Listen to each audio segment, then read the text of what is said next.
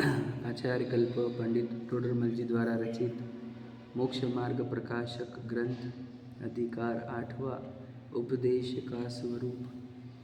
जिनेंद्र भगवान के उपदेश 4 अनुयोगमय हैं। यह 4 अनुयोग चारों ही चारों हमारे प्रयोजन को सिद्ध करते हैं। हमारा प्रयोजन सुखी होना है। सुखी होता है जब ये स्वभाव रूप परिणमे अर्थात राग द्वेष रूप न परिणमते हुए ज्ञान दर्शन चेतना रूप परिणमे, तब ये जीव सुखी होता है।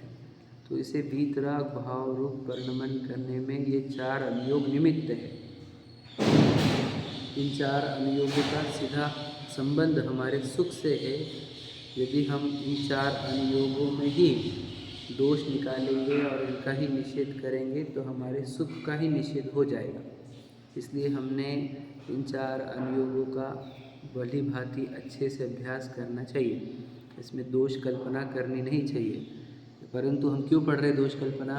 कि हमारे अंदर भी अगर ऐसी दोष कल्पना है तो इसका निराकरण हो जाए। उसमें हमने प्रथमानुयोग और करणानुयोग की दोष कल्पना का निराकरण कर लिया था। चरणानुयोग संबंधी भी दोष कल्पना का निराकरण हमारा चल रहा है।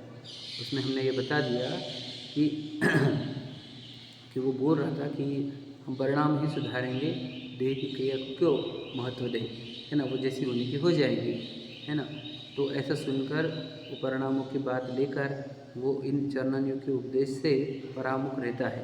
यानी दोष कल्पना कर दी उसने कि यहाँ पर सब क्रिया की बात है, जड़ क्रिया की बात है, कोई आवश्यकता नहीं है इन सब चीज़ों की, है ना। ये हमारे लिए मतलब ये नहीं है, इससे कुछ सिद्धि नहीं होती, ऐसा उनको कहना है। फिर उसके उत्तर में कहा पंडित टोडरमल जी ने कि भैया जब भी देह की क्रिया होगी, वचन निकलेगा या मन में विचार होगा, इसका और आत्मा के परिणामों का निमित्त नैमित्तिक संबंध है। यानी परिणामों का और बाह्य प्रवृत्ति का निमित्त नैमित्तिक संबंध है। ऐसा कभी होगा ही नहीं कि कोई क्रिया हो, विचार हो, वचन हो और वैसे परिणाम ना हो। हमेशा वहाँ परिणाम उपस्थित है। परिणाम उपस्थित रहने पर भी उद्यम किया है तूने और तब भी बोलता है ऑटोमेटिक हुआ, तो ये तेरा भ्रम है ना। कुछ काम ऐसे होते हैं जहाँ पे अपना बस नहीं चलता, उसमें हम तुझे दोष भी नहीं देंगे, है ना। जहाँ पर तेरा पूरा राग जुड़ा हुआ है, तूने बुद्धिपूर्वक प्रयत्न किया है और फिर तो कहता है कि मेरा इससे कोई लेना देना नहीं, है ना, तो ये सब झूठ बात है, ठीक है।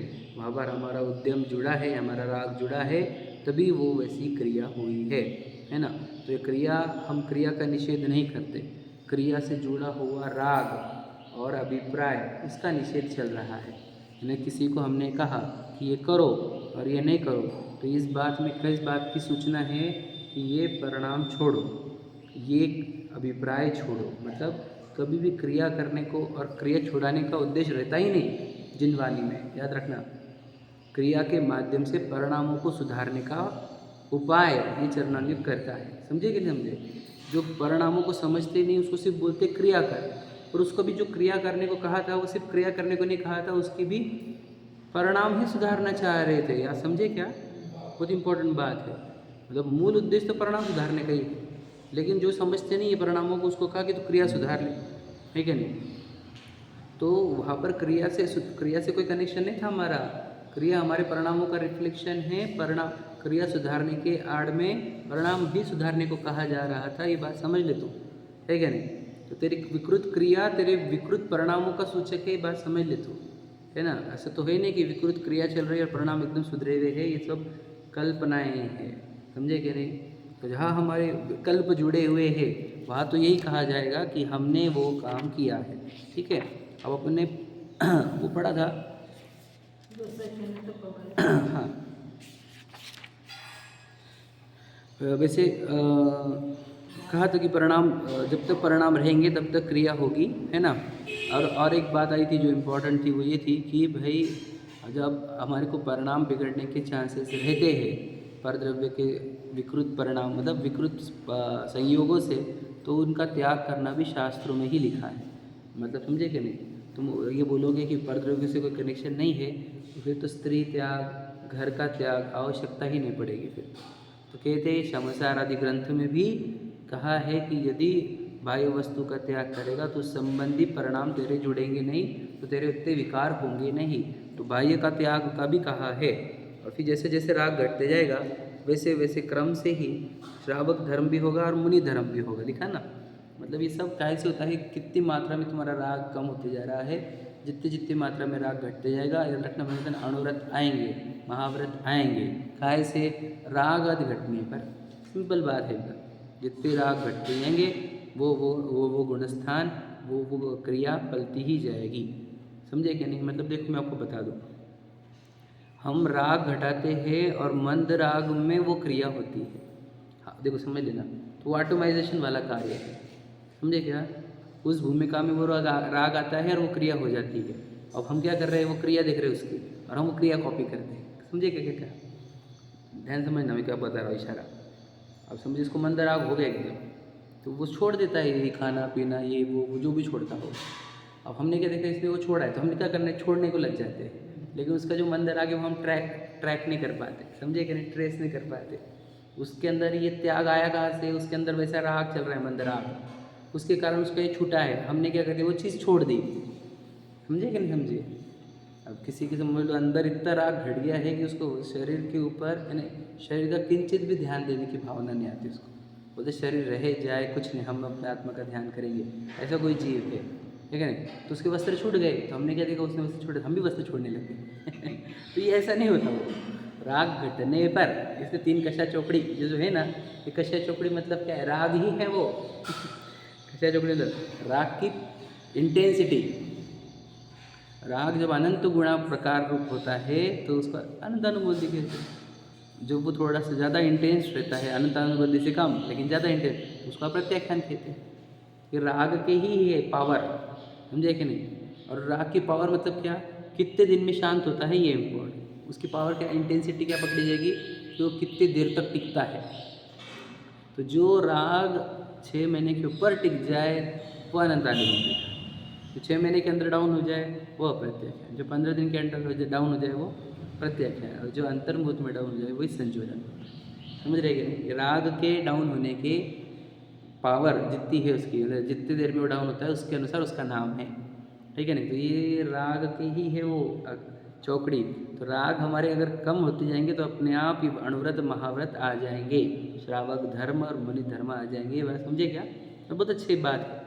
हम हमारे विकार कम करते हुए चलेंगे नहीं, हाँ वो हम बाहर से चेंज कर लेंगे तो कुछ नहीं होगा।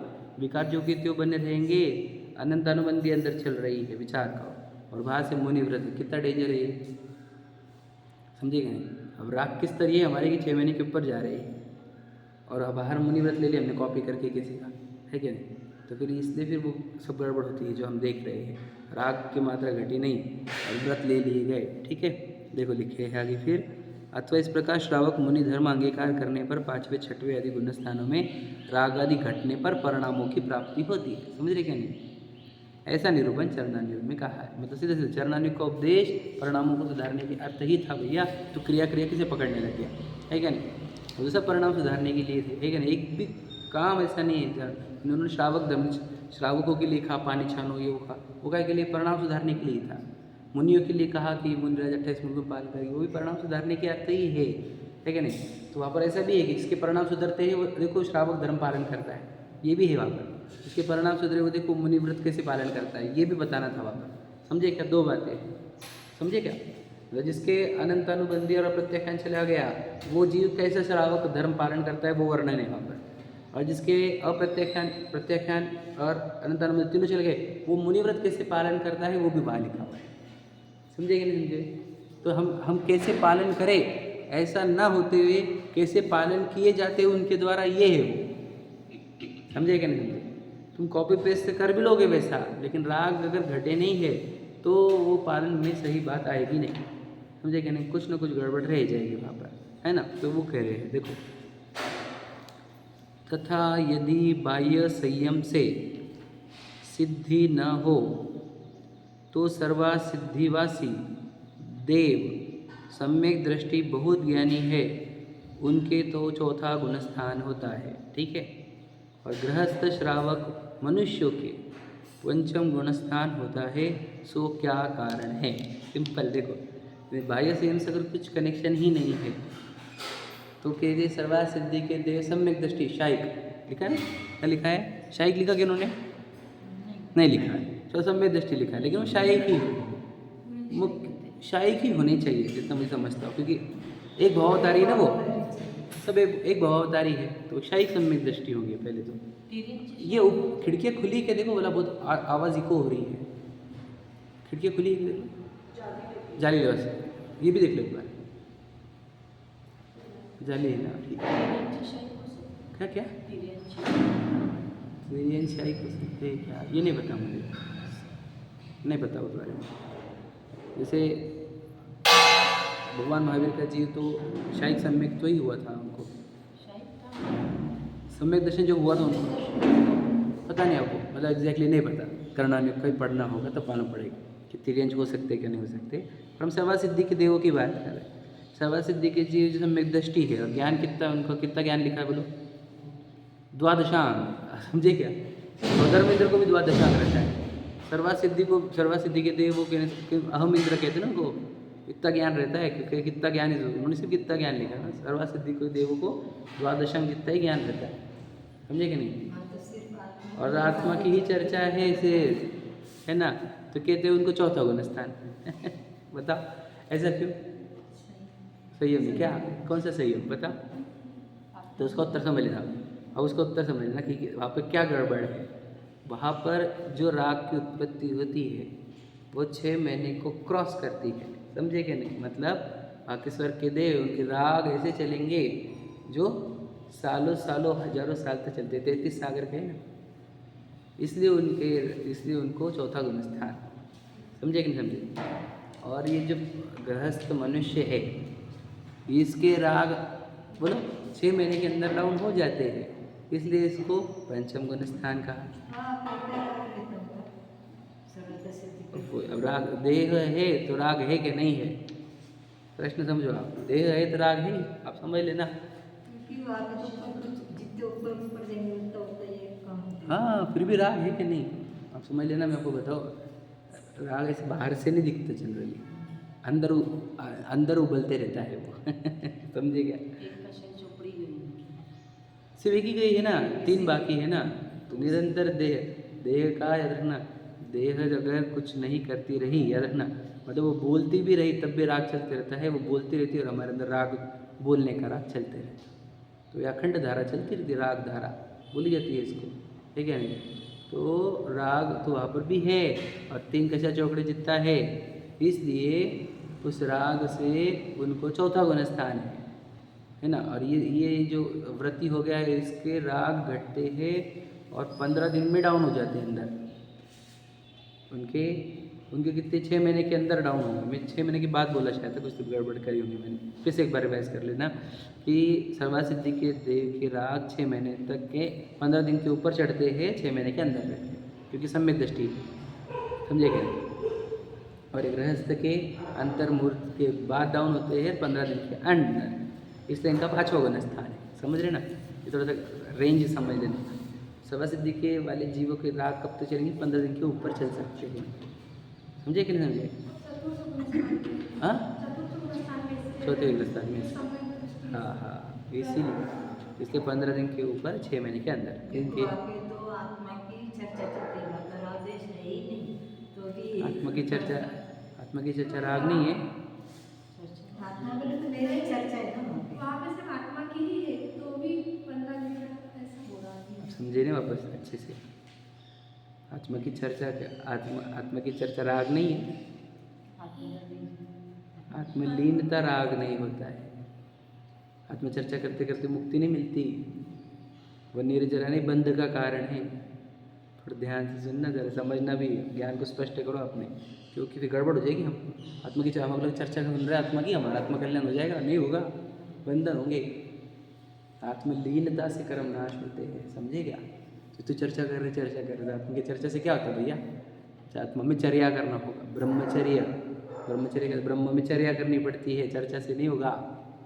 चर्चा से स्टार्ट होता है, चर्या पे समाप्त होता है, समझे कि नहीं समझे? तो चर्चा में है इसलिए चतुर्थ है, ठीक है ना? चर्या में है क्योंकि देखो, आत्मा याद रखना, इसकी कशा इतनी डाउन क्यों है? क्योंकि आत्मलीनता करता है बार बार, ठीक है नहीं? कैसे इसकी कशे डाउन कैसे होते बता? इसकी अंतर मुहूर्त के बाद और 15 दिन के पहले कशे डाउन कैसे हो जाती है? इसकी राग डाउन क्यों हो जाता है? तो वो उसका उत्तर वही है क्या कि इसको 15 दिन के अंदर आत्मानुभव हो जाता है। किसको? ये श्रावक को। और उसको 6 महीने लग जाते हैं। 15 महीने से बाद और 6 महीने के बीच में ही वो आत्मानुभव कर सकता है। क्या समझे क्या कह रहा हूँ मैं? इसकी कशा डाउन मतलब कशा डाउन कहाँ से होगी? आत्मानुभवन से। बिल्कुल ठीक बात। समझे कि नहीं समझे? आत्मानुभव कहा ना मैंने, क्या कहा? शुद्धोपयोग नहीं। उस दिन बताया था नंतर मैंने, थोड़ा सा इतना क्षण भर का अनुभव होगा, उतनी कशा डाउन होगी। समझे कि नहीं? किस बात का राग आता है? चर्चा तत्व चर्चा राग नहीं है क्या? वो है वो राग है, जैसे अपने को संसार के विकल्प आते हैं। अरे आप समझे नहीं, राग तो मैं आपको बता दूँ, एकदम सिंपल बता दूँ आपको, एकदम डेप्थ वाला बता दूँ। देखो जो अभी हुआ था पे 7वें अधिकार में, मैं अगर मन वचन का स्थिर करके बैठा हूँ तो ये राग है कि नहीं है? अब क्या का राग है? ध्यान सुनना, अब क्या का राग है? अंदर भी विचार नहीं कोई, याद रखना। ऐसा भी लिखा है, मन वचन काय की गुप्ती। मैं जानबूझ के रखा छोटा, वो बड़ा ना हाइट हो जाती है उसको। मन वचन काय की गुप्ती करी हमने, तो संभव है कि नहीं? आश्रव है। कठिन प्रश्न है ना, काय का राग आया वहाँ पर? तो मन वचन काय को तूने स्थिर किया, ये राग परिणाम है। आत्म स्थिरता होने पर मन वचन काय स्थिर हो जाए, वो संवर है। समझे क्या? तो ये मन वचन काय को स्थिर रखना, ये भी राग में आता है। तो तुम चर्चा कर रहे हो पूरी की पूरी। क्या समझे? समझे सूक्ष्म समझे बात को? गहरी बात है। समझे क्या? क्या कहा मैंने? मन वचन काय को स्थिर रखने वाला परिणाम जब राग है, स्थिर रखने वाला, तो वहाँ पर तो चर्चा चल रही, तो मन वचन काय तीनों एक्टिव है। समझे क्या नहीं? तो राग ही है। हम ये हुआ था व्यवहाराभासी की जो 7 तत्वों की भूल बताई ना, तो संवर तत्व में वो गुप्ति को संवर मानता है। तो मन वचन काय की गुप्ति करे हमने, वो संवर है। तो संवर नहीं है, वो आश्रव है कहा उन्होंने। क्या गुप्त कैसे आश्रय हो सकती? मन वचन काय तीनों गुप्त किए हमने। तो कहते नहीं गुप्त नहीं, तूने ठहराए है, तूने बल लगाया है, मतलब राग का ही बल लगाया है तूने, इसलिए वहाँ पर संवर नहीं आश्रव है। ऐसा लिखा है, मैं आपको पढ़ाऊँ क्या? 7वां अधिकार में लिखा हुआ। मतलब क्या? वहाँ आत्मा में लीनता होने पर सहज ही मन वचन काय में प्रवृत्ति हुई ही नहीं, उसका नाम संवर है। समझे? मतलब क्या बोल रहा हूँ मैं? ये प्रश्न है कि सर्वा सिद्धि वाले जीवों को काय का राग है, काय का राग है। मैं बोल रहा हूँ कितना सारा राग है तुमको दिख के। समझे क्या?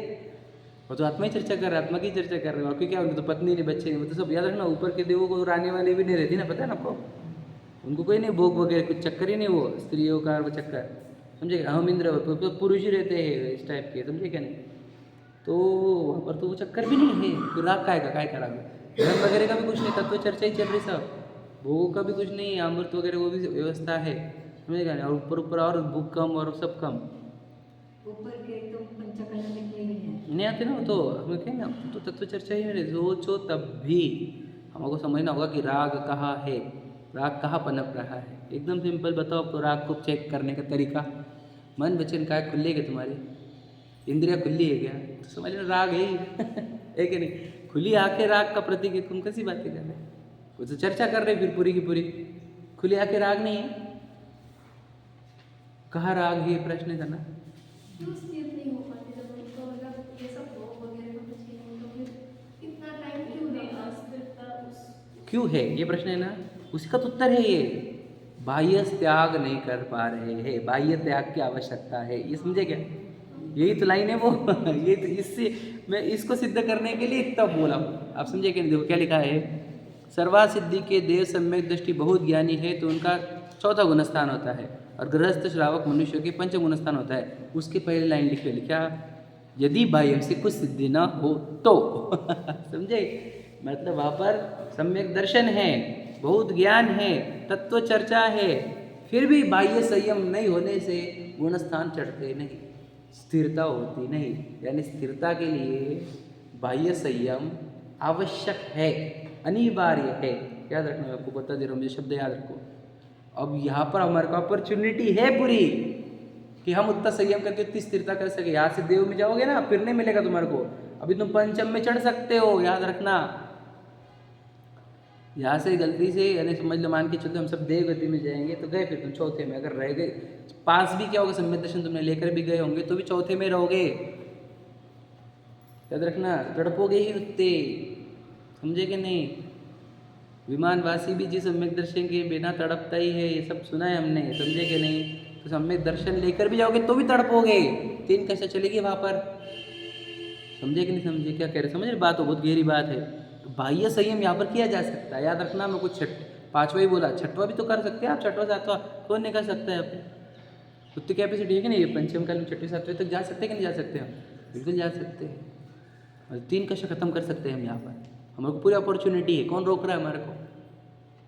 और वो सर्वसिद्धि का देव, वो 33 सागर तक कितना भी कर ले वो नहीं कर सकता, वो 1 कक्षा के ऊपर डाउन कर ही नहीं सकता, वो 3 कक्षा उसको चलेगी ही चलेगी।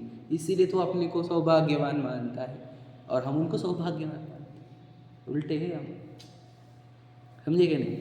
जितना लगा उतना कक्षा डाउन कर सकते हैं आप, पूरी नहीं कर सकते ये बात पक्की है, लेकिन आप 3 कक्षा तक खत्म कर सकते हो, इतना तो हम कर ही सकते हैं, क्योंकि हमारे को बाह्य संयम लिया जा सकता है हमारे से, है ना, उनसे नहीं लिया जा सकता। ये बात तो समझा रहे हैं हम कि मनुष्य का इम्पोर्टेंस समझो, क्यों मनुष्य का इम्पोर्टेंस क्यों होता है, पूरा त्याग कर सकता है।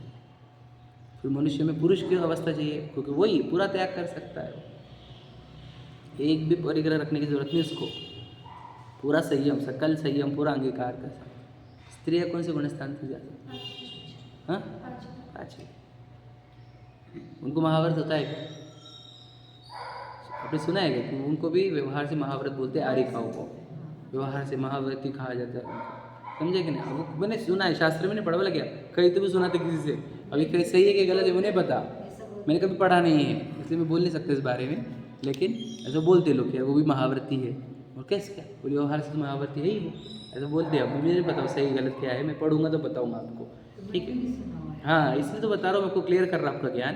पर कहना क्या है, 5वें गुणस्थान ही उनका, गुणस्थान तो नहीं बढ़ेगा, तुम व्यवहार से कुछ भी बोलो उनको, गुणस्थान 5वें के ऊपर नहीं आ सकते, भी सम्यक दृष्टि होंगे तो कहना क्या चाह रहे हैं कि क्यों वो क्यों नहीं बढ़ सकते, बोलो स्त्रियाँ क्यों नहीं बढ़, सकल संयम मतलब बाह्य व्रत नहीं कर पाएंगे ना तुम, बाह्य त्याग नहीं कर पाओगे। बाह्य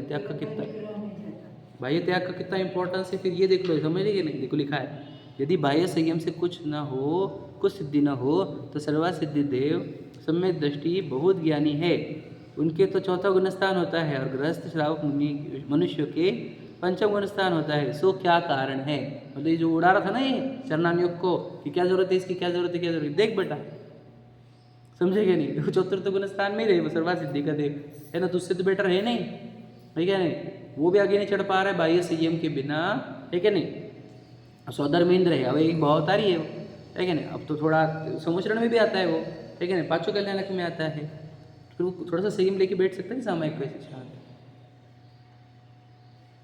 बोलो कर सकता कि नहीं, सामायिक करता है कि 3 टाइम, अच्छा सौधर्मेंद्र से 3 टाइम सामायिक करता है कि नहीं करता, ये बताइए। हमने कभी गए देखे तो नहीं उनको कभी, है ना, फोन पे से बात भी नहीं हमारी गए लॉजिकली बताओ, है कि नहीं, बताओ लॉजिकली क्या करता कि नहीं करता, क्या लगता है आपको, कौन सौधर्मेंद्र की बात कर रहा हूँ, मैं सौधर्मेंद्र की बात कर रहा हूँ, मैं सर्वसिद्धि का देव बोला क्या, सौधर्मेंद्र ही बोला वो 3 टाइम सामायिक करता है, क्या प्रश्न है हमारे, क्यों नहीं करता, स्थिरता से बैठ नहीं सकता भैया, उसके ऊपर बहुत सारे भार, बहुत सारे भोग जो पूर्व बांध के रखे हैं, वो उसके अंदर राग उत्पन्न करेंगे, उसको स्थिर बैठने देंगे नहीं। और हम कर सकते हैं, तुम किसने रोका है बता, तुम्हारे बहुत सारे देव तुम्हारे अंडर, वो भी नहीं है क्या नहीं, कि तुमको सबकी व्यवस्था देखने की, तुम राजा हो, तुम्हारे पास पूर्व प्रजा का भार है, वैसा भी कुछ नहीं है, ठीक है नहीं, और तुम पूर्व कर्म में तुम्हारे को हजारों लाखों रानियाँ भी दी वाली नहीं है कि नहीं, वो भी दी वाली नहीं, भोग भी नहीं तुम्हारे पास इतने, है कि नहीं। फिर हम तो 3 टाइम क्या, हम 5 टाइम भी कर सकते हैं, हम प्रोषद उपवास के दिन, अष्टमी चौदस के दिन फुल टाइम भी कर सकते हैं, सोचो ये हमारे कोई संभव है, समझे कि नहीं। तो याद रखना 12 व्रत वाला श्रेष्ठ है उन सौधर्मेंद्र से भी, क्या समझे तुम? क्योंकि ये 12 व्रत में पुरुषोत्तम उपवास में दिन भर सामायिक करता है, और सामायिक प्रतिज्ञा में ही दिन में 3 बार करता है नॉर्मल डेज में।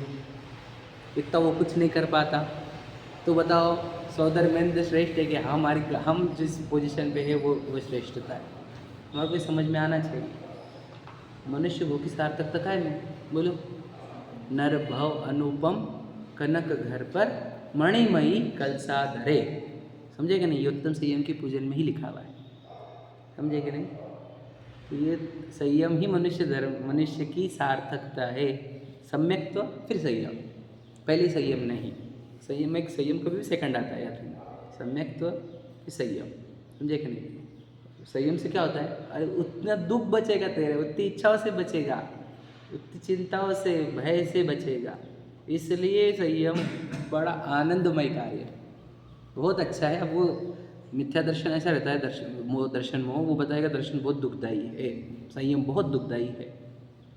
ये दर्शन मोह नहीं बताता है। और हमारा सम्यक ज्ञान जो है ना, वो बताता है कि संयम कितना आनंदमय है। सच बता रहा हूँ आपको। हमारे चित्त ने तड़पना चाहिए कि कब संयम होंगे, क्या करो, अपूर्व अवसर ऐसा किस दिन आएगा, है ना? ऐसी भावना होती रहती, कब संयम धारण करूँ। सोचो जितना संयम उतनी शांति, कोई विकल्प नहीं।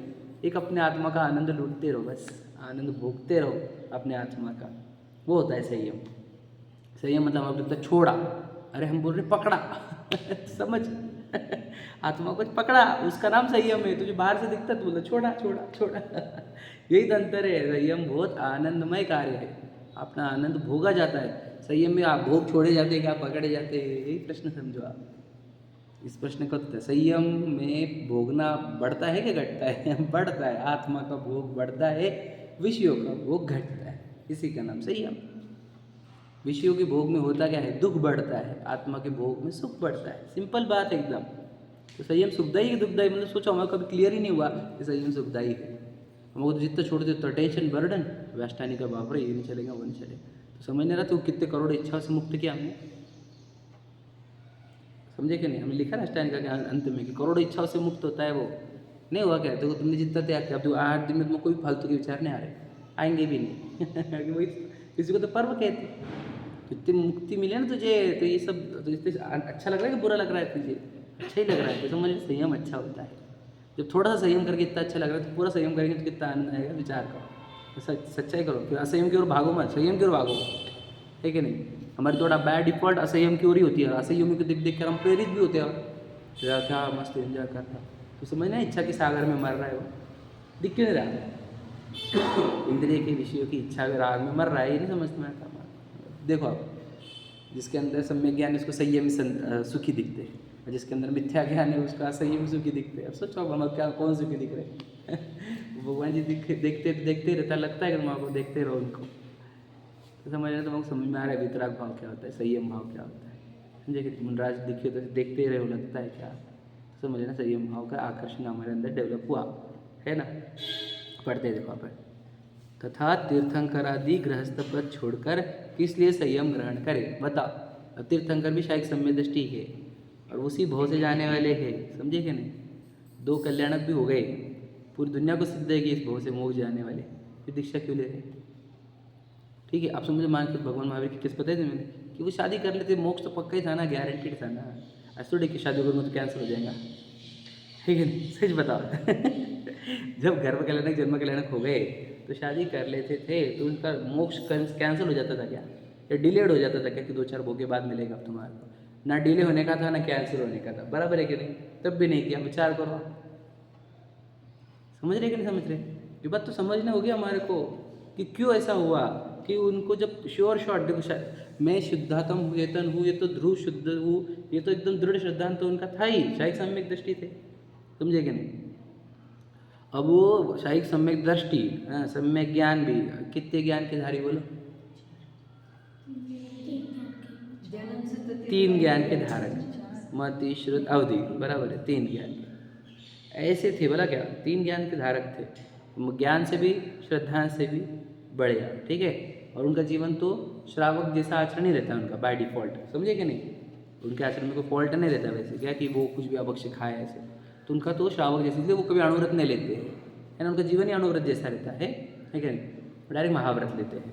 तो उनको क्या आवश्यकता थी कि विवाह नहीं किया उन्होंने, सोचो आप, गहराई से सोचने ऐसी बात है। तो कभी उनको विवाह लेने रखना, सम्यक दृष्टि को विवाह दुख रूप दिखता है क्या नहीं, उसको तो संयम सुख रूप दिखता है। मुक्ति रमणी दिखती रहती है कि मुक्ति मिलेगी अपने को, क्या मिलने का यहाँ पर, है क्या नहीं, वो जो आनंद है मुक्ति का, है क्या नहीं, वो अलग है ना, तो वो नहीं चाहिए हमारे को। तो वो तीर्थंकर भी जब बाहर की चीज़ें छोड़ते हैं और तू बोलता है जड़ की क्रिया, तो तू ये तीर्थंकर से बड़ा होशियार हो गया भैया, तो है कि नहीं, तीर्थंकर से भी ज़्यादा समझता है तुझे, है क्या नहीं, ऐसा नहीं, समझे कि नहीं। वो बाह्य त्याग का उतना ही इम्पोर्टेंस है। सोचो टोडरमल जी के, इन्होंने व्यवहार बस कितना निषेध किया पहले, और अभी बाह्य व्रत का भी कितना इम्पोर्टेंस है ये भी बता दिया। तो गजब का काम किया टोडरमल जी ने, समझे क्या नहीं। देखो इसलिए यह नियम है, बोल्ड लाइन्स समझे, बाह्य संयम साधन बिना परिणाम निर्मल नहीं हो सकते। वर्ड देखो, मैं आपको एक एक शब्द का इंपॉर्टेंस बताता। नियम का अर्थ क्या होता है, रूल, इंग्लिश में रूल कब रहते हैं, हमेशा एक ही चले उसको बोलते हैं रूल समझे क्या नहीं, रूल ही कौन सा, त्रैकालिक नियम, समझे क्या नहीं, रूल फॉर एवर, कौन सा बोलो, बाह्य संयम साधन बिना, दो तीन वर्ड है आपस से, बाह्य मतलब शरीर आदि वाले, संयम मतलब वही कंट्रोल वाला, और साधन मतलब साधन जिससे साध्य किया जाता है, इसके बिना परिणाम निर्मल नहीं हो सकते। ओके, तो बाह्य संयम साधन नहीं करेंगे हम, है ना, और हम परिणाम निर्मल करेंगे, तो बेटा तू नियम तोड़ रहा है, तुझे नियम पता नहीं है, समझे कि नहीं। तो परिणाम निर्मल करने की भावना हो यदि किसी को, तो उसके बाह्य व्रत, बाह्य संयम साधन आवश्यक नहीं, अनिवार्य है, समझे कि नहीं। उसके बिना तो परिणाम सुधरेंगे नहीं भैया। तो बोलेंगे नहीं मुझे लेने की, तो याद रखना फिर तो खराब परिणाम में रहे, फिर परिणाम नहीं सुधारने के ना, फिर बाह्य व्रत नहीं लेने के ना, साधन नहीं करने का ना, तो खराब परिणाम में रहे। फिर मतलब बोल मत कि मेरे परिणाम क्यों सुधर रहे नहीं, हमारे परिणाम क्यों सुधर रहे नहीं, पर तूने किया क्या परिणाम सुधारने के लिए, एफर्ट क्या किया तूने, बता। हमारे एग्जाम्पल, मुझे बहुत खराब भाव आते हैं पर स्त्री के प्रति, तो तूने त्याग किया क्या है पर स्त्री का, नहीं किया, फिर तेरे को आएंगे क्यों नहीं आएंगे, तूने क्यों नियम लिया नहीं, प्रतिज्ञा क्यों नहीं करी तूने जिनेंद्र भगवान के सामने, ठीक है नहीं कि भगवान मैं कभी पर स्त्री का भोग नहीं करूँ, तो कर ले, देखो आगे कभी नहीं आएंगे देखो परिणाम, समझे कि जो आप भी गए वो अत्याचार लेते खत्म हो जाएगा 2 सेकंड भर में, समझे कि गलती से तो नियम लिए, तो प्रतिज्ञा ली कि तूने, तो भाई व्रत लिए बिना वही है, परिणाम रुकते नहीं, निर्मल होते नहीं, क्लियर लिखा है देखो, है कि नहीं। तो भाई व्रत का साधन आवश्यक है, ठीक है। देखो इसलिए बाह्य साधन का विधान जानने के लिए, क्या वर्ड कितना ज़बरदस्त है देखो, बाह्य साधन का विधान समझते आप, विधि का विधान सुने कि नहीं, वो विधान है ये कि किस, मतलब सोचो चरणानुग क्या ग्रंथ है, फिर बताओ चरणानुग ग्रंथ क्या है, कि मेरे परिणाम कैसे निर्मल किए जाते हैं। अगर आपको सीखना है तो चरणानुग उठाओ समझे कि नहीं। हम चरणानुग क्या के लिए पढ़ते हैं, पानी कैसे छानते हैं सीखने के लिए, वैसा नहीं वो, समझे कि नहीं। परिणाम कैसे सुधारते हैं ये सीखना है तुझे, तो चरणानुग का ग्रंथ उठा, वहाँ पर विधान लिखा हुआ है कि तू ये कर, फिर तेरे उससे तेरे परिणाम सुधरेंगे। बोलेंगे पर स्त्री का त्याग कर, अंशन जल का त्याग कर, समझे कि नहीं, आदि अणुव्रत, दिग्व्रत आदि गुणव्रत और शिक्षा व्रत, इसके माध्यम से तुझे बताया जाएगा। तूने अगर ये अवलंबन किया तो याद तेरे परिणाम सुधरे, समझे कि नहीं। मतलब आपको परिणाम मतलब कितना अच्छा जबरदस्त, देखो चरणानुग क्या है, परिणाम सुधारने वाला ग्रंथ, उससे दूर रहोगे तो मुझे तो तुम्हारे परिणाम सुधरेंगे कि नहीं सुधरेंगे, बताइए, बताओ कोई परिणाम सुधार के बताए चरणानुग पढ़े बिना, मैं बता रहा हूँ आपको, आप सम्यक तो तक पहुँच जाओगे द्रव्यानुग के माध्यम से, याद रखना, द्रव्यानुग के माध्यम से आप सम्यक तो तक पहुँच जाओगे, यानी चतुर्थ गुण स्थान तक पहुँच जाओगे। उसके आगे चढ़ने के लिए आपको चरणानुग के सिवा कोई उपाय नहीं है समझे क्या कहा मैंने आपको, नहीं समझे। आप समय सारजी पढ़ो, समझे क्या, नियम सारजी आदि पढ़ो, आध्यात्मिक ग्रंथ, और चरणानुग मत पढ़ो, आप सम्यक तो तक पहुँच जाओगे, चौथे गुण स्थान तक पढ़ जाओगे। एकदम परफेक्ट बात है कि हम ये पढ़े बिना सम्यक तो नहीं कर सकते, कर सकते आप, समय सारजी को पढ़ो, नियम सारजी ग्रंथ को पढ़ो, आध्यात्मिक ग्रंथ जो होते हैं द्रव्यानुग उनको पढ़ो, तो आप चतुर्थ तक चढ़ जाओगे, गारंटी है हमारे को, है ना, क्योंकि उससे ही चढ़ता है जी, सम्यक तो वही ग्रंथ है, निमित्त अध्यात्म ग्रंथ है, निमित्त होते सम्यक में, है ना। तो पढ़ना ही चाहिए। हाँ पढ़ना ही चाहिए। वो तो सही बात है, मैं तो वो बोलने वाला, लेकिन मैंने उसको गौण किया कि तू मंदिर में आया तो तेरे को मिलेगा, तू स्वाध्याय को बैठा तो मिलेगा, तू लेकर बैठा वो भी तो चरणान योगी थे, वो बात सही है।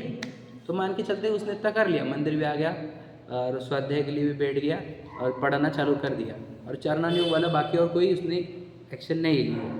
तो अब वो बताओ, इसके आगे इसको चढ़ना है, सम्यक दर्शन हो गया, अब आगे क्या? तो चरणान योग बिना तू बता, आगे चढ़ के बता हमारे को, सही कि नहीं भैया? चढ़ के बता तू चरणान योग के बिना, तो आगे पश्चिम गुणस्थान ला के बता तू, शास्त्र पढ़ कर। समझिए क्या कह रहा हूँ? व्रत लेगा तो गुणस्थान बढ़ेगा। क्लियर एकदम, एकदम श्योर शॉट करो अपने अंदर। चौथे गुणस्थान तक श्रद्धा पक्का नहीं हुआ है। हो गया, हो गया, श्रद्धा पक्का हो गया, फिर अब संयम नहीं आएगा। देखो दो गलतियां हैं हमारी, दर्शन मोनी, चारित्र मोनी। मतलब क्या? दर्शन मोनी के कारण श्रद्धा उल्टी होती है, और चारित्र मोनी के अंदर के कारण अस्थिरता होती है, स्थिरता नहीं होती आत्मा में, है कि नहीं? तो अस्थिरता है हमारे अंदर।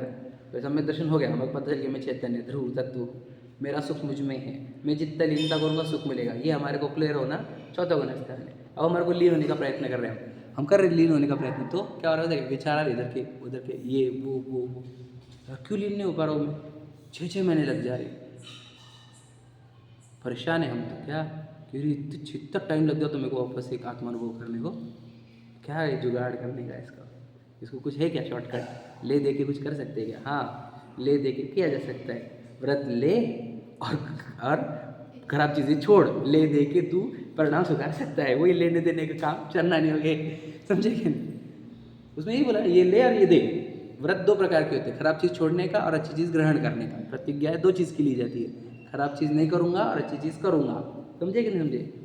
तो व्रत का ही अवलंबन है तुझे आगे चढ़ने के, समझे क्या नहीं? तो चरणान योग का अगर तू निषेध करेगा तो बेटा तो चौथे के ऊपर चढ़ ही नहीं सकेगा, और निषेध अगर है तेरे अंदर चरणान योग का, तो तेरे को चौथा गुणस्थान भी नहीं आएगा, याद रखना। क्योंकि निषेध बुद्धि नहीं होनी चाहिए। क्यों? ठीक है, तूने गौण किया वो चल जाएगा हमारे को, तू द्रव्यान योग को मुख्य करके चरणान योग को गौण किया वो चल जाएगा। यदि निषेध बुद्धि है तुझे, तो तुझे द्रव्यान योग भी ग्रहण नहीं होगा, क्योंकि तेरा मंदिर में आना भी चरणान योग का है, तेरा स्वाध्याय में बैठना भी चरणान योग का है, समझे कि नहीं? तू जैन है, ये भी चरणान योग का है, समझे कि नहीं? और तूने ये समय से आदि पढ़ना चाहिए, ये भी चरणान योग का है, समझे कि नहीं? तो उसका गौण तो चलेगी सम्यक्त्व में, निषेध नहीं चलेगा। और सम्यक्त्व के बाद चरणान योग ही सहारा है तुझे और कोई नहीं है। समझ में आ गया? चलो अब अपन द्रव्यान योग वाला कुछ पढ़ते हैं, है ना। द्रव्यान योग में दोष कल्पना का निराकरण तथा कितने ही जीव कहते हैं। ठीक है, पहले देखो 4 लाइन वापस प्रश्न के लिए, है ना, कि द्रव्यान योग में व्रत संयम आदि व्यवहार धर्म का हीनपना प्रकट किया है। अब देखो, अब आगे द्रव्यान योग, अभी तुम चरणान योग में जो पढ़ गया है तो सबका निषेध चलेगा, दन दन दन समझेगा? ये कैसा है ये तो सुन के गड़बड़ थी। अब आगे जो चैप्टर आने वाले वो क्या है कि 2 कॉन्ट्रोवर्शियल कथन मिलते हैं हमारे को। चरणान योग अलग बोलता है, द्रव्यान योग अलग बोलता है, दोनों अपोजिट बोलते हैं, हम बहुत कन्फ्यूजन हो जा रहे कौन सा करें हम। तो उसका भी आगे है, वो चैप्टर चलेंगे कि 2 अनुयोगों में परस्पर विरोधी कथन का कैसा निराकरण करना, वो आगे है। ठीक है, लेकिन अब देखो, अब द्रव्यान योग आ रहा है, वो क्या बोलेंगे? व्रतशील आदि संयम की जरूरत ही नहीं है, समझे? देखो लिखा है, देखो क्या, द्रव्यान योग में व्रत संयम आदि व्यवहार धर्म का हीनपना प्रकट किया है। सम्यक दृष्टि के विषय भोगादिक को निर्जरा का कारण कहा है, कोई छोड़ने की जरूरत नहीं। वो देखो सम्यक दृष्टि बोले भोग कर रहा निर्जरा हो रही इसकी, आप समझे कि नहीं? मतलब उल्टी बातें हो गई। अभी तो हम चरणान में पढ़ के आए कि हमको सब छोड़ना है, और ये बोल रहे कुछ छोड़ेगी, बिना छोड़े भी देखो कितना वो 96,000 आदमी के साथ है, उसकी निर्जरा हो रही है, समझे कि नहीं? इत्यादि कथन सुनकर जीव स्वच्छंद होकर पुण्य छोड़कर पाप में प्रवर्तेंगे, इसलिए इनका पढ़ना सुनना योग्य नहीं है, ऐसा आरोप लगाया जाता है समय सार जी पर, अध्यात्म ग्रंथों पर, कि वहाँ पर जब भोगों को निर्जरा का कारण कहा, व्रतशील आदि को हीन कहा, तो ऐसे शास्त्र पढ़ो मत, इससे आप स्वच्छंद हो जाओगे, आप पुण्य से दूर भाग जाओगे, पाप में लग जाओगे, आपकी दुर्गति होगी। इसलिए श्रावकों ने समय सार पढ़ना नहीं, ऐसा फतवा भी निकला हुआ है, समझेगा? समझेगे नहीं? बहुत सारे फतवे निकले, अध्यात्म पढ़ना नहीं, श्रावकों के लिए है नहीं, गृहस्थों के लिए है नहीं, मुनियों के लिए है, ऐसे भी फतवे निकले हुए, समझेगा नहीं? बात समझना। समझे कि नहीं समझे? तो ऐसा लगाया जाता है कि भाई स्वच्छंद हो जाओगे, तो पाप छोड़ दो, पाप में लग जाओगे पुण्य को छोड़कर, क्योंकि अभी पुण्य पाप का निषेध करा है कि नहीं? पुण्य पाप एकत्व अधिकार है, तो पुण्य का निषेध किया है, तो पुण्य का निषेध सुनकर तो पुण्य से दूर हट जाओगे और पाप में लग जाओगे, इससे स्वच्छंद हो जाओगे। इसे द्रव्यानुग का अभ्यास करना ही नहीं चाहिए। जैसे भोजन याद रखना, बहुत सारे शास्त्रों में, पुराने मंदिरों में सिर्फ रत्नाकरण श्रावकाचार्य सिखाया जाता था, पता है आपको? बस रत्नाकरण श्रावकाचार्य सिखाओ, रत्नाकरण श्रावकाचार्य सिखाओ, समझे कि नहीं? श्रावकाचार पढ़ो, पहला ग्रंथ बोलता पढ़े, श्रावकाचार पढ़े हैं, उनकी कहानियाँ पढ़ो, ऐसा बोलते हैं। पहले कथा पढ़ो, प्रथमानुग नाम है इसका, प्रथमानुग पहले कहानियाँ पढ़ो, और नहीं तो फिर श्रावकाचार। करणानुग की सबकी बस की बात ही नहीं थी, है क्या नहीं? तो एक तो फिर पहले वही धर्म सभा, मतलब क्या, कथा सुनाई जाती थी पहले, है क्या नहीं? और नहीं तो फिर ये पालो, उपवास करो, इतने उपवास करो, ये करो, ये वाला ये करो, एकासना करो, है ना, ये करो, आदि आदि, यानी चरणानुग के। तो दो ही चीज़ें सिखाई जाती थी, याद रखना। हमें हमारी पोजीशन देख लो, जब मैं आत्मा की यानी जिनवानी का अभ्यास करते हुए आत्मा की चर्चा करता, तो लोग बोलते ये आत्मा की चर्चा करते, ऐसा लगता था उनको कि थर्ड पार्टी कोई थी, ये जैन ही नहीं है। आपको पता है, सच बता, आत्मा की चर्चा करते हुए ऐसे लगते थे कि और ये लोग कोई दूसरे छे। इतना अवगुण हो गया था, मतलब चरणानुग इतना प्रबल कर दिया गया कि आत्मा की चर्चा बोलते ऐसे लगता था कि ये जैन वाले ने कुछ दूसरे लोग आ गए अपने समाज में।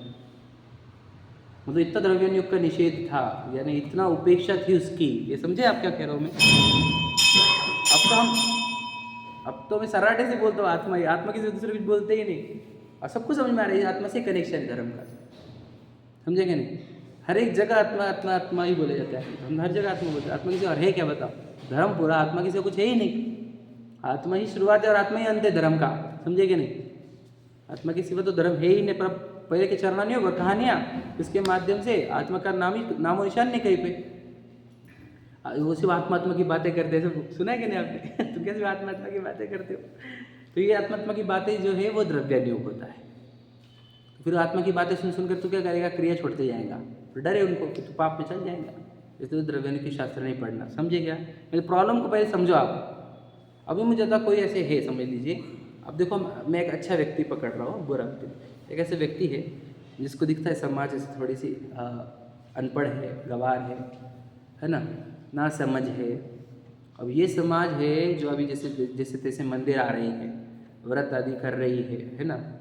अगर ये किसी अध्यात्म ग्रंथ पढ़ लेगी तो ये वो व्रतों को देखेंगे कि कुछ काम किया है, नहीं पढ़ेंगे उसमें तो पुण्य भी अच्छा नहीं होता, व्रत भी अच्छे नहीं होते, तो इस समाज का बुरा हो जाएगा। लोग मंदिर आना बंद कर देंगे, स्वाध्याय आना बंद कर देंगे। तो उन्होंने निषेध करना चालू किया था। सही है कि गलत है? सब सोचना थोड़ा सा, निषेध करना चालू कर।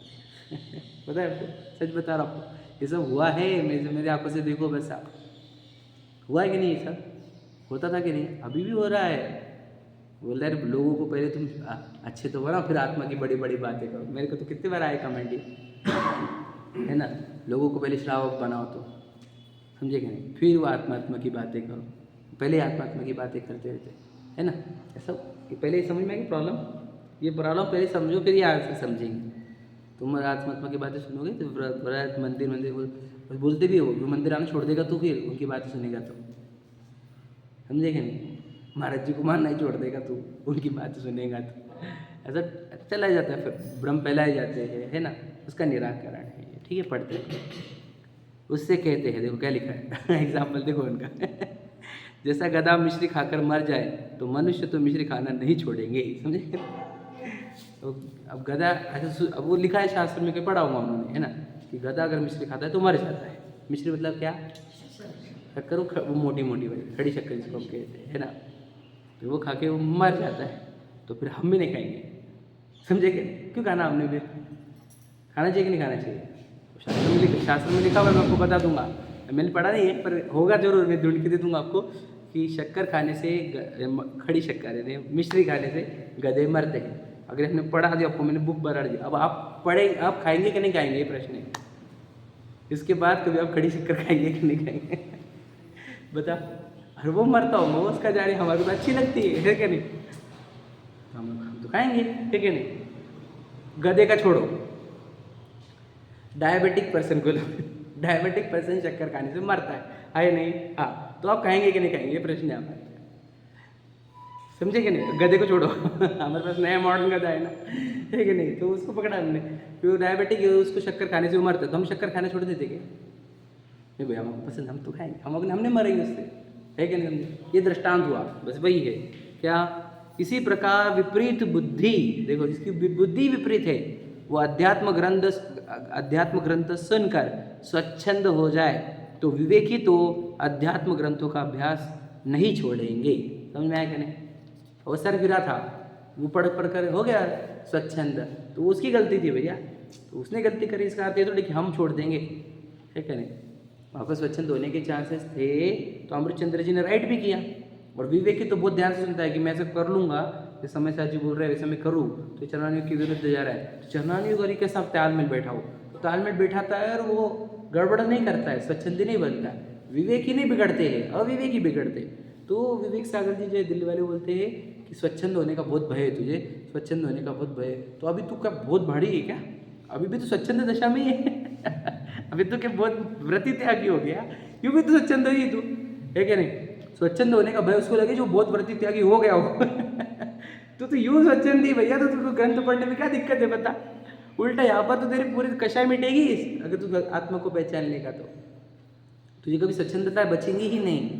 तो फिर डर किस बात का? क्या स्वच्छंदता का डर बताते थे इधर उधर कोई डर नहीं हमारे को, अब यूँ भी स्वच्छंद है भैया, है क्या नहीं? मिथ्या दृष्टि स्वच्छंद ही रहता है, वो काहे के बेस पे चलता है? जिनमाने के आधार पर चलता है वो, याद मुझे बताओ, मिथ्या दृष्टि काहे पर चलता है? बोलो किसके आधार पर चलता है? जिन आज्ञा में चलता है वो, बोलो मन आज्ञा में चलता है वो, मन की चलाता है वो, मन की, समझे कि नहीं? देखो जो मन की चलाए वो बुरा व्यक्ति, जो माँ बाप की में चलाए, माँ बाप की बातों में चले वो अच्छा व्यक्ति, और जो जिनमाने के आज्ञा में चले वो आध्यात्मिक धार्मिक व्यक्ति होता है। समझे कि हम किसके आज्ञा में चल रहे हैं? हम खुद को ही पूछे, है कि नहीं? खुद के हिसाब से चलता हूँ, खुद का तो आप तू तो अच्छा व्यक्ति है, उसको स्वच्छंदी, तो मिथ्या दृष्टि से स्वच्छंदी रहते सब, है क्या नहीं? तो उसको क्या क्या डरा है? स्वच्छंदी हो जाऊँ, स्वच्छंदी हो जाऊँ, समझे क्या नहीं? तो स्वच्छंदी था भैया, अभी भी है, उल्टे यहाँ पे तू तेरी स्वच्छंदता नष्ट होगी, तो डर मत। अध्यात्म ग्रंथ पढ़ने में डरना नहीं चाहिए, बिल्कुल भी नहीं, ये डर खत्म करो, है ना? विवेकी बनो, है ना? ग्रंथों को क्यों निषेध करते हो? विवेक बढ़ाओ लोगों का, है कि नहीं? उनको दोनों का तालमेल सिखाओ, चरणानियों का द्रव्यानियों का, तो कोई स्वच्छंदी नहीं है कि नहीं? और सिखाने में गड़बड़ तुम कर रहे हो, लोगों और अध्यात्मिक ग्रंथ मत पढ़ो, क्यों भैया? समझे? तो विवेकी जन तो ऐसे स्वच्छंदी होते नहीं, लिखा है ना, देखो, इतना करे कि जिसे स्वच्छंद होता जाने उसे जिस प्रकार वह स्वच्छंद न हो उस प्रकार का उपदेश दे। समझे क्या नहीं? अगर कोई दिख रहा है हमारे को स्वच्छंद होता दिख रहा है, तो उसको ऐसे उपदेश दे जिससे वो स्वच्छंद ना हो। ओके, समझे कि नहीं? मैं अभी आगे पढ़ सकता हूँ, लेकिन समय कम है हमारे पास, हो गया खत्म हमारा। सिर्फ लाइन समझ लो, वापस एक बार पढ़ लो। इतना करे कि जिसे स्वच्छंद होता जाने उसे जिस प्रकार वह स्वच्छंद ना हो उस प्रकार उपदेश दे। ओके, दिख रहा है आपको स्वच्छंदता की ओर मुड़ रहा है? देखो कैसा हमने काय को मंदिर आने का, काय को लगती है भक्ति पूजा, काय को शिविरों में भेज रहे बच्चों को, है क्या नहीं? अगर कोई दिख रहा है हमारे को तो हम बोले भैया ये तो गलत हो रहा है, मंदिर जरूरी है, स्वाध्याय जरूरी है, जिनमानी जरूरी है, शिविर जरूरी है। तो ये बोलेगा कि आत्मा में लीन हो के बता हमारे को, नहीं हो पा रहा है तो जरूरी है, तो कोई स्वच्छंद होता जाने तो उसको निषेध करो, तो बोले भैया जरूरी है। समझे क्या लॉजिक? समझ रहे आप? और स्वच्छंदी मतलब कौन है? समझ ना, जो अभी अपने मन का क्या कुछ जरूरी ऐसा नहीं चलता, इतना जरूरी आपको क्या बताया, है ना? चलो, सहजानंदेषु